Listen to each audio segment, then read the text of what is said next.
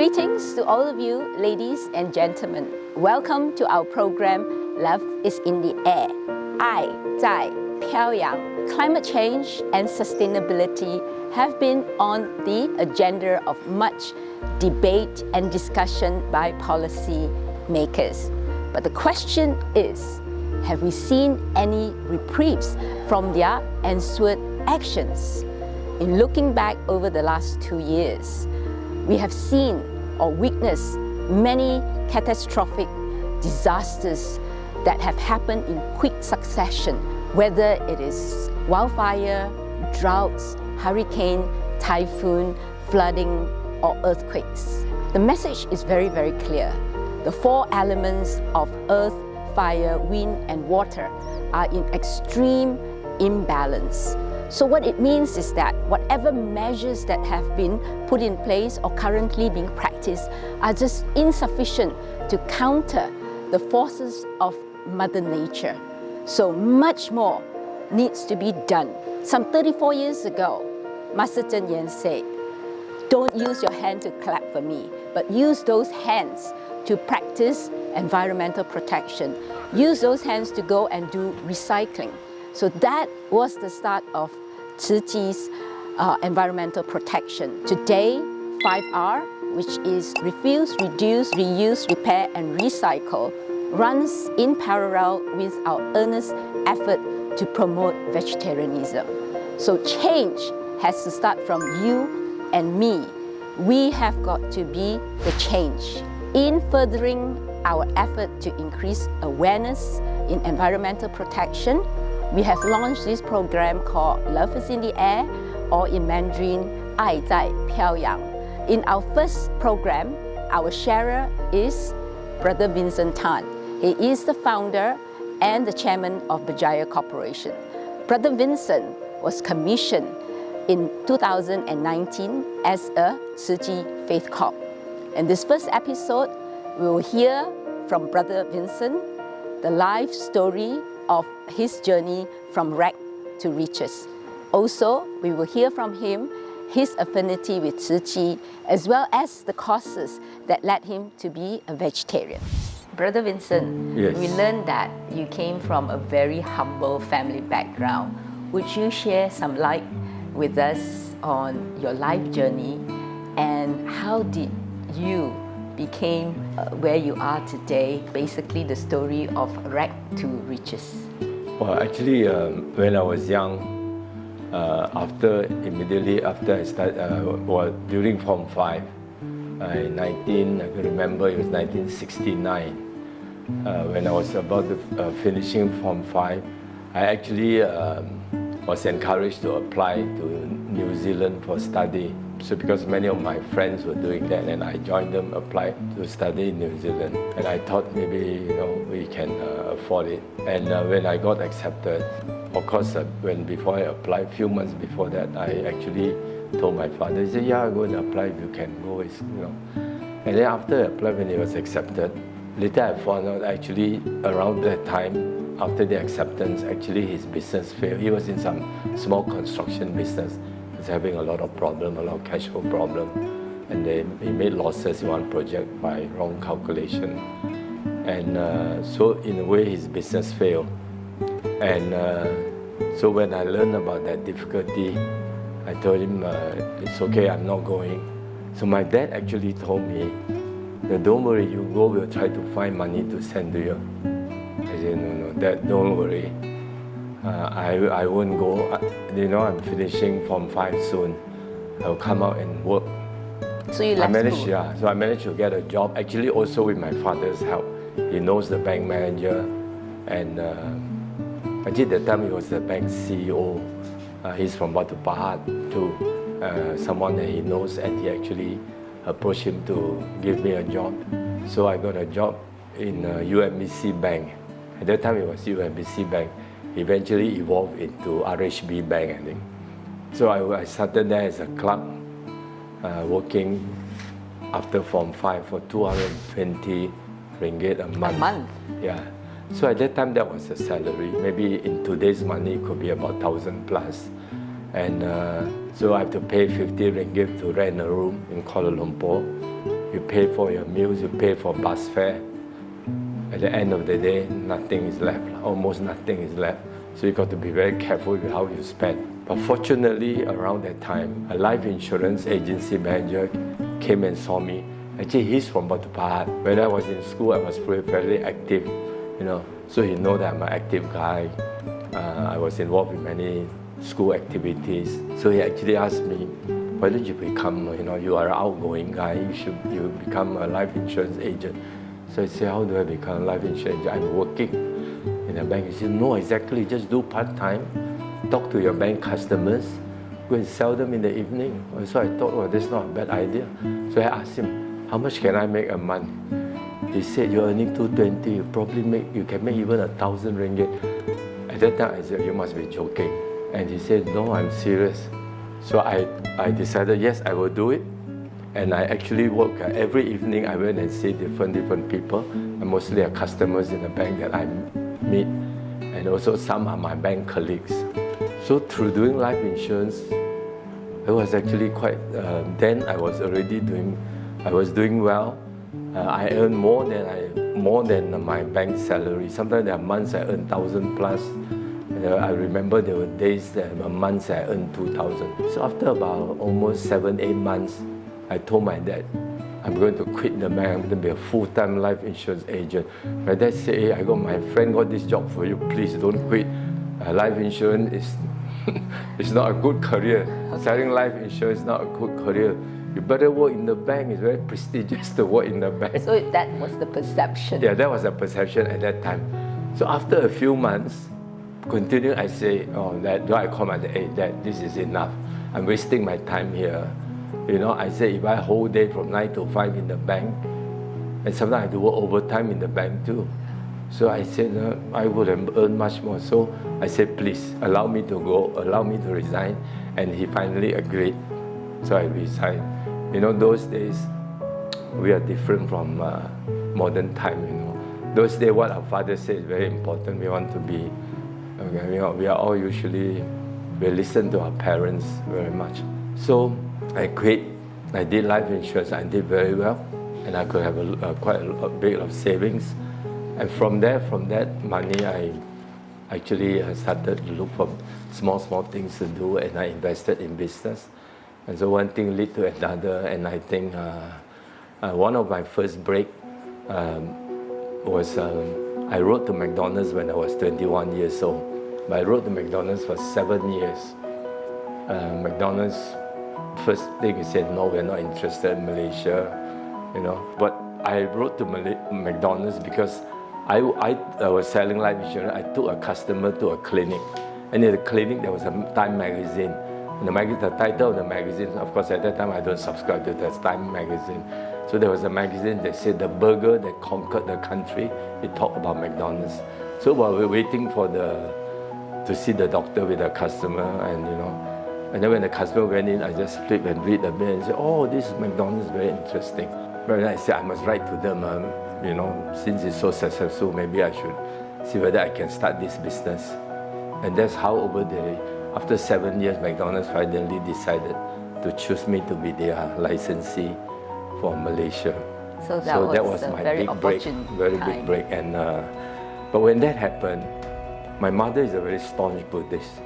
And for example, we never eat beef. At home, definitely no beef. But somewhere outside with friends, we do eat beef, of course, without her knowing. So when I got this McDonald's franchise, my mother was actually very against it. He said, oh, you're going to sell beef. It's not very good. This is, And she said, we don't eat beef at home. And the 1st and 15th of every Chinese month, or what they call Choi Yat Sam. It's a vegetarian day and all this. So this was my early introduction those days when I was young to vegetarian meal. When people look at you, they only see where you are today. Very few people know how the difficulties that you have been through. For example, can you tell us what did you eat during those days when you were earning 220 ringgit a month? Wow, of course, when at 220 ringgit a month, you just eat very cheap food. But I think, of course, at that time we all eat meat. It's like what you call chap fan and all this, you know. You got a bowl of rice and mix a few other dishes. It will come with it, and it's all very low price, low cost. Of course, we are at that kind of salary, you have to be very pretty. You can't afford to go to a restaurant and eat in that sense. Yeah. Were there days that you actually have got no money to buy food? Well, I mean, we have to be, of course, we have to budget from that salary. But then after I started selling life insurance, I could also later, after about maybe 8-9 months, I could put an installment to buy a car. And so I bought a car on hire purchase. And I remember it was a second-hand car. So I actually had a car after about, when I was already working in the bank. But that was the last few months because I quit after 1 year working in the bank. So selling life insurance part-time turned out to be very good for me. And at that time, it was AIA. So that was a good break. Yeah, so what is your advice to everybody today, that what is the key factor that underpin your success? It is more than just an opportunity to chance upon McDonald's, I'm sure. You know, after all these years, I believe, of course, the most important, we have to be diligent, we have to work hard, and we have to take whatever we want to do very seriously. I remember I spent long hours, after you work as a clerk, maybe you finish by, the earliest is maybe 5-something, 6 o'clock, 7 o'clock. Then have a quick food and then go and see people. So sometimes I woke up to quite late, So basically, you have to work hard. You have to spend time in whatever you're doing and be dedicated to it and be very serious, especially if you want to be successful when you start from nothing. Yeah, so what was your definition of success at that point in time? What was your goal? I think success, there's this very, this saying that all of us have heard, I say, hard work meeting opportunity. That is the definition to me of being lucky.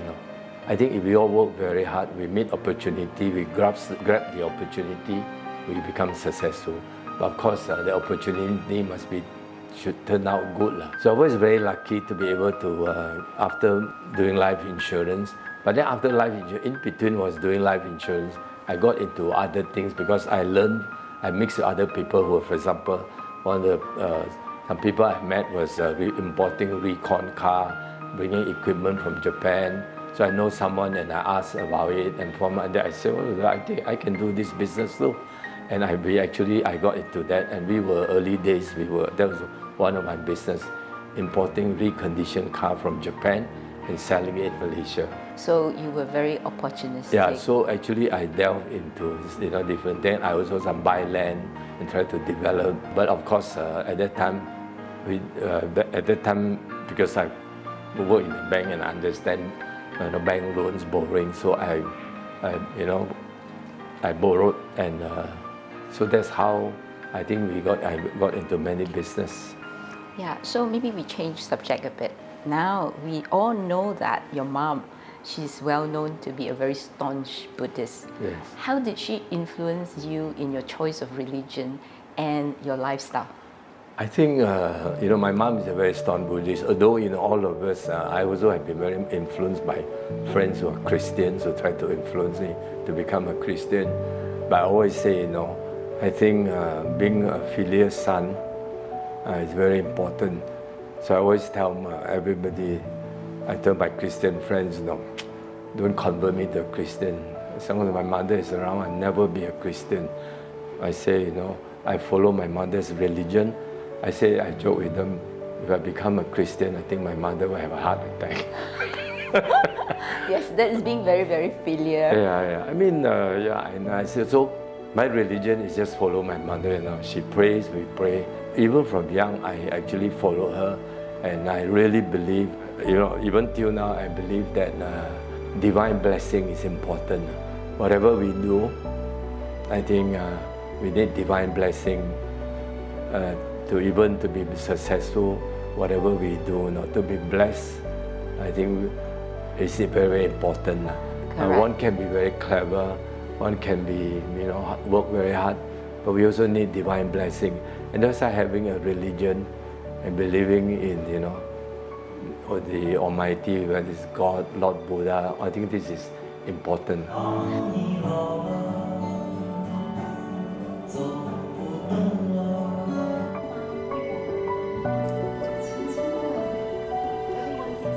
So I'm very pleased, and my mother also has said that she's very, very happy in her 90 years. Maybe because I wash her feet today. It's the only time I wash her feet in my life, and the only time I think any of her children wash her feet. 94年来，今天我最开心的第一天。他真的有福报，他会孝顺母亲，天上就加持他，跑不掉的。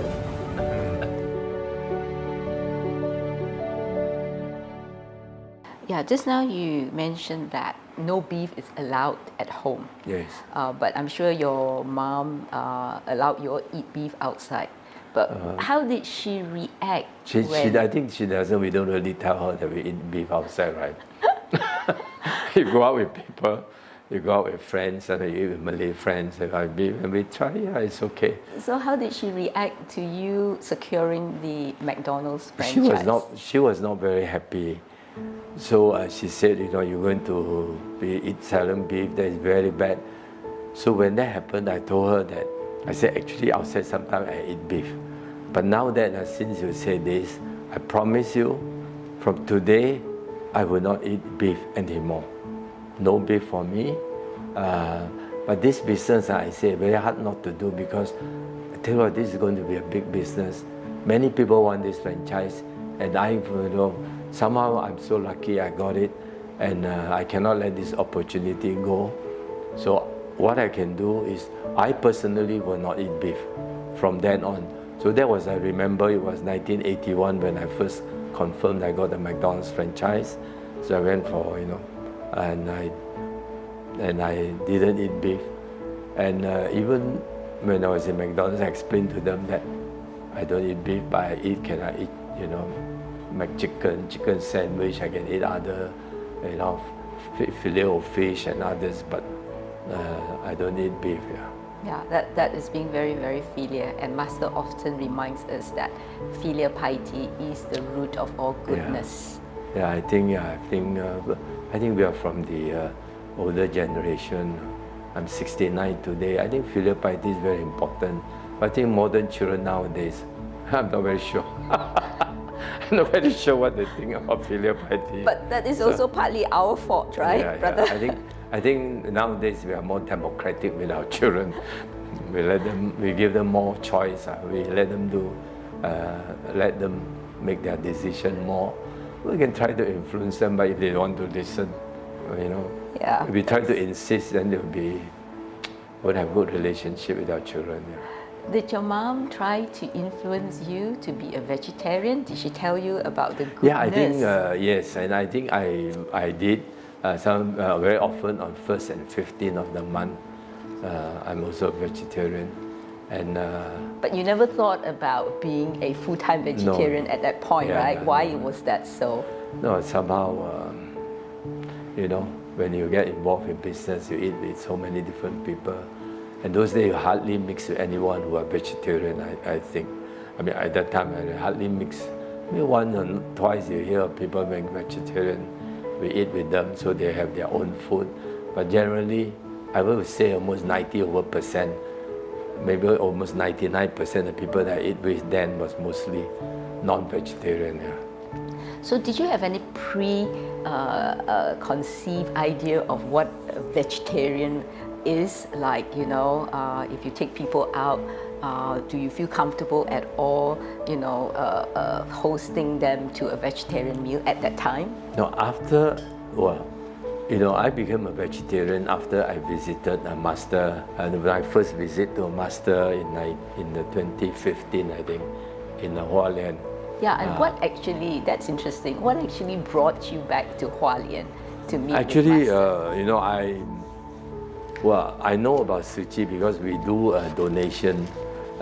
You see, one of my things, I believe very much that we should help if we achieve some success, some material success, we should help people, help organization who needs help, like charitable organization. And I've always believed that this is important and that we should share whatever success we have. I also believe that it is success, especially wealth, beyond what we need, should be shared with others who need it. So every year we do give donation. Sometimes we have event that give donation to many organizations. And one of the organizations that we have a committee in the company that choose every time Tzu Chi is chosen. So personally, I don't really know Tzu Chi very much, but they tell me this is a great Buddhist organization, great Buddhist charity organization. They do great work. So I met through this thing, I met Tzu Chi people, and eventually they invited me to go and to visit Hualien. But before I visited Hualien, I read about Tzu Chi, read about what Tzu Chi does. Reading about it, I was very, very impressed with what Master has done. Starting an organization when she was 30 plus, 50 over years ago, and building it to become a worldwide organization. And I also learned that Master at that time has never left Taiwan. I was certainly very impressed because I also know a lot of monks from China, from Taiwan who comes to Malaysia. And I also know a lot of Tibetan monks who come, which I often have met because they were always looking for donation. So I met quite a number. And then I heard Tzu Chi. And then the Tzu Chi Master has never left Taiwan. So very intrigued and very impressed. And at that time, even before I left to visit Master, they asked me, what do you think of Master? I said, I read all about what she has done. To me, she's like a living goddess. How did she achieve all that? So I said, I'm very impressed. So I had already a very good impression. I think so highly of Master even before I met her. So when I was invited again, I said, yeah, okay, maybe I should go. So that's what happened. I went and visited Master in Hualien. And one of the sessions, Master actually said to me that it'd be very good if you become a vegetarian. So I did say I will try. Why did you say you will try and not yes? No, because I wasn't sure I'm going to commit myself so what fast. Actually was holding you Yeah. back? I was thinking that, it's not easy to be a vegetarian. But when I was there for 3 days, every day was vegetarian food, I find it's quite okay. And of course, one of the things, I wasn't very, very fussy about food. I know some people I know some friends who are very, very, many friends, even business people, who are very particular about eating good food, eating nice food. And I was always the easy one. I would say, I'm okay now, whatever I will eat, I'm not fussy. So to me, if I want to become vegetarian, it's possible. Now, so on the way back after the trip, we were in the plane, and the plane has got meat, and we will have dishes. In fact, we also have vegetarian food, and that was actually given by Tzu Chi Hualien, the Master followers gave us. So I told the stewardess that I want to eat, I want to have vegetarian food. I don't want any meat. There's always meat available. So I said I don't want any meat. And then what I was saying, I thought about my reason, and I told my family that I'm going to become a vegetarian. I'm going to try to become a vegetarian. So from now on, I want to be a vegetarian. Of course, they laugh and say, oh yeah, maybe you try 1 month and see how whether you can stay with it or not. And actually, somehow what Master asked me to do, I felt that I should be a vegetarian. It's good for me. Then, I decided after eating the vegetarian in the plane and the last few days in Hualien, I decided that I want to be a vegetarian. And I've stuck to it since from then till now. So that was on the flight back? Yeah, on the flight back. So between the time that Master told you that it is good that you become a vegetarian, and obviously it has been in your mind and thinking about it, right? Yeah. And what else did you think about during the time? any past incidents that arise that, that makes you think even harder? Yeah, in fact, there was an incident, when I was training in McDonald's. One of the training, you have to go to Abattoir. This was in Australia. This was the plant that supplied hamburger to McDonald's. So actually I went there, and next door to the hamburger plant is Abattoir. So they actually slaughter the cows, and then next door, the plant, they make the meat, so it was just nearby. So I went to the abattoir and saw that the cows were lined up to be killed. And I really saw that the cows, really saw some cows that were like shedding tears, like they were crying, And they know that they're So I saw the image, and it stayed with me for quite a while. Of course, I didn't really want to talk about it because, I'm in the business then. And so that is something that I always remember. So that was an incident that actually tugged at your conscience all the while. Yes.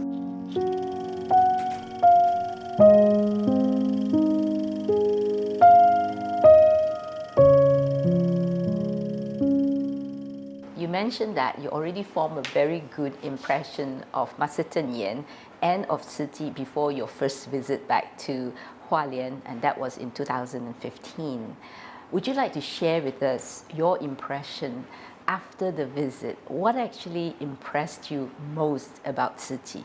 I think during the visit, I learned that actually Master and all the other followers who were in Hualien, especially all the other many nuns, understand that they have to work for their meals. They are not spending money from donations. And I thought that was very, very impressed. And like, for example, they work in the field, they plant vegetable, they have a small plant where they make cereals, they make one, and they're all, they're working in that small food factory. So I thought that was very very, very impressive that they don't survive on donation. So I thought that was incredible. And then the other thing is there's this program that Tzu Chi had that I went to watch about. It's called the Silent Mentor, where many followers offer their bodies upon their passing away, upon their death. They offer their body to be donated to the medical school for the medical students to sort of use their body, to cut up and learn about organs and all this. I thought that was very, very impressive. And what was more impressive is how they treat the body.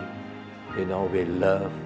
They pray before they accept the body, and when they accept the body, and then when they start working on the body, they cut the body to learn medicine, surgery, and organs, and they treat it with love.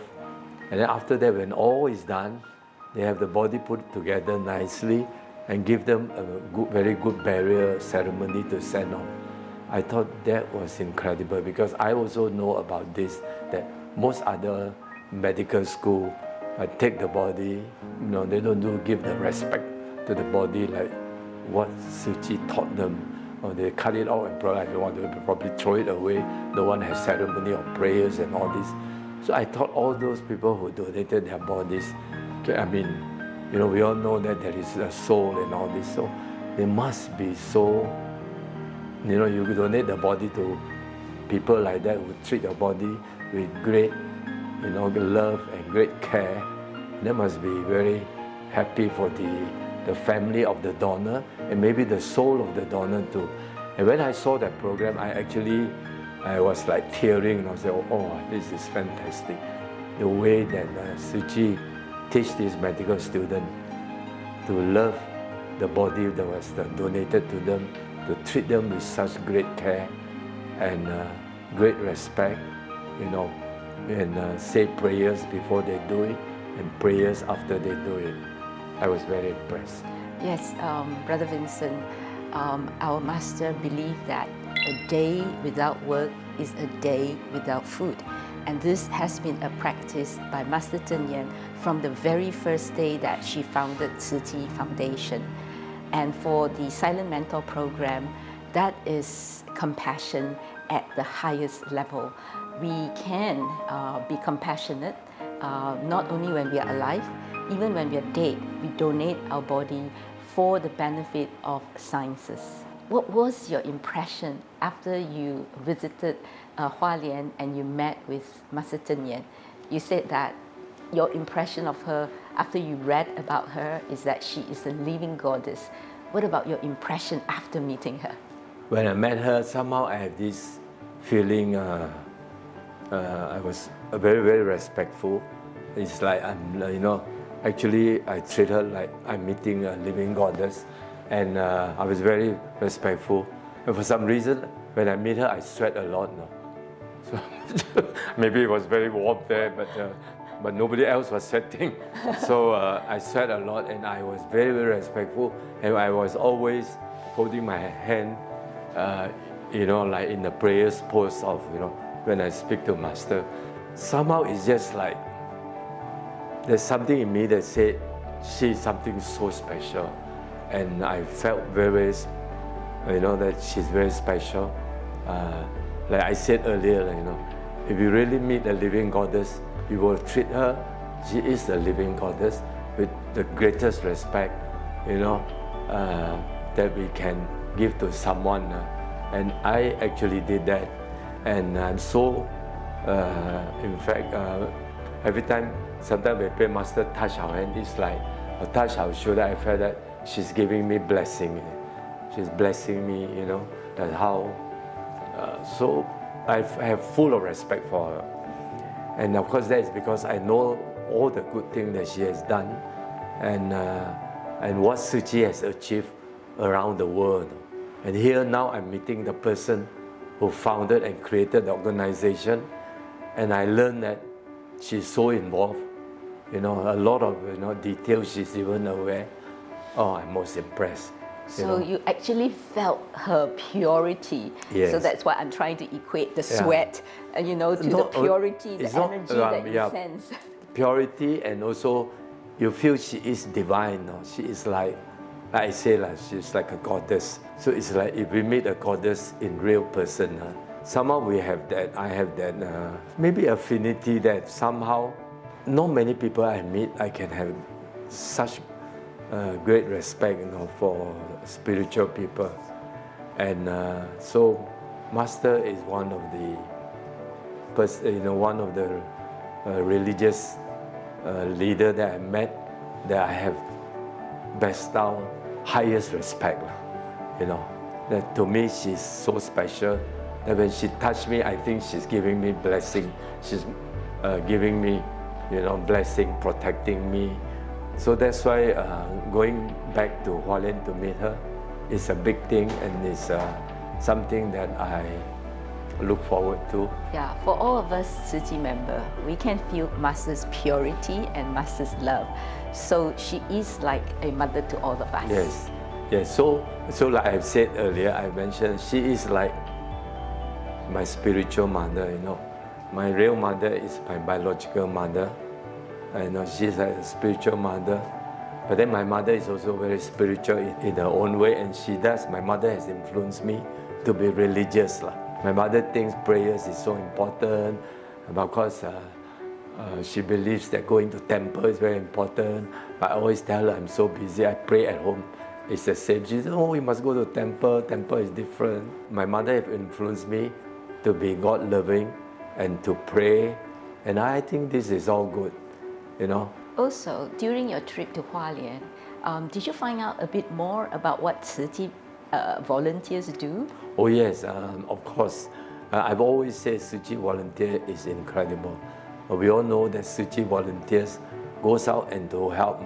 It's all at their own expense. For example, if they fly, I know whenever there's a disaster anywhere in Nepal or anywhere, Tzu Chi members in Malaysia go there. They go at their own expense, they pay their own airfare, they pay their hotel, and they pay their own meal also. So that is incredible, because I also have known of other organizations whose volunteer goes and they are being helped with their expenses and all this. But Tzu Chi volunteers all do it on their own. And there are so many dedicated Tzu Chi volunteers. I met many who does this on a full-time basis. So I must say, I'm most impressed that Master can, have so many followers that, almost give their 100% full-time to serve the organization. And all they do is just to do good and to help in charity, help people in distress, help poor people, help people who needs. Yes, I think you have rightly put that out. Master actually is a role model of a living, compassionate being. And Tzu Chi members, all of us, are being led by her loving kindness and guided by her compassion. And that is the reason why today we have chapters in 66 countries, and we have aided 119 countries. 119. Over 10 million members globally. So we are the eyes, the hands, and the legs of Master in reaching out and in sowing seeds of loving kindness across the globe.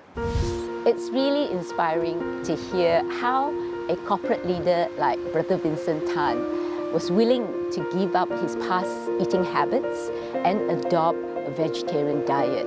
It takes loads and loads of determination and steadfastness. In our next episode of Love is in the Air, Brother Vincent will share how he transitioned from a carnivorous to a vegetarian. He will also share with us the benefits that he experienced from this change in his diet on his physical, his mental, and his spiritual health. It will also be very interesting to hear how his family members react to his decision to become a vegetarian and a Tzu Chi commissioner. So see you in our next episode of Love is in the Air. 爱在飘扬。